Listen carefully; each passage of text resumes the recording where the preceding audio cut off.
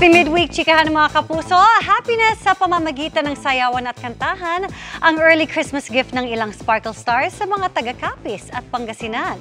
May report si Zen Kilantang Sasa ng GMA Regional TV.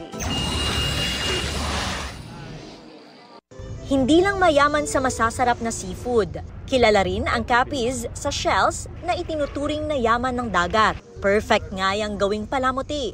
Kaya di pinalampas ng kapuso artists na bumisita sa probinsya. Ang pagsilip sa proseso ng paggawa sa lampshades, chandeliers at iba pang produkto gamit ang Capiz shells. Tinuruan din silang gumawa ng lighted parols. Matapos ang fun activity, nakiselebrate din sila sa Paskwa Sang Maragtaz Capiz Christmas Festival 2024 kasama mga Capiznon sa Kapuso Fiesta na ginanap sa Capiz Gymnasium sa Roxas City. Unang nagpakilig sa girls, si Sparkle artist Sean Besagas na may pag-game pa. Kilig din ang dala ni Sparkle artist Prince Carlos. Nangharana rin si Sangre Kelvin Miranda at Angel Garjan. Siyempre, ang kumumpleto sa gabi ng mga Capiznon, si Teresita ng Pulang Araw, Sanya Lopez. Ang init talaga ng pagtanggap nila sa akin dito sa Capiz, kaya maraming salamat po sa uulitin. Nag-uumapaw din sa galak ang puso ng mga Pangasinense sa pamaskong handog ng GMA Regional TV sa ginanap na Kapuso Fiesta sa Lingayen, Pangasinan. Hyper-energetic performances ang bungad ng Sparkle's youngest P-pop group na Cloud7. Live musical performances naman ang baon ng cast ng GMA Afternoon Prime Series na Forever Young na sina Matt Lozano at Nadine Samonte.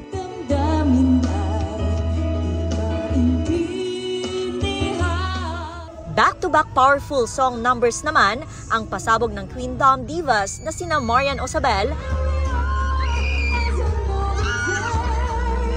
at Hannah Priscillas.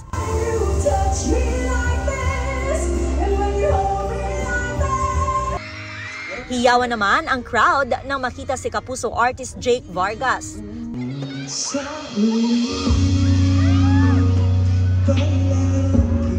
At Dion Ignacio. Dagdag saya rin sa palabas si Sparkle artist Kaloy Tingkongko na host ng Kapuso Fiesta. And because it's the Yuletide season, ang ipinagpapasalamat ng Kapuso at Sparkle artists, siyempre, dumating sa akin ng Forever Young. Siyempre yung projects na binigay ng GMA. Marami man challenge pero nakaya ko naman siya and hindi pa rin ako pinabayaan ni Lord. Lahat ng blessings na natanggap ko.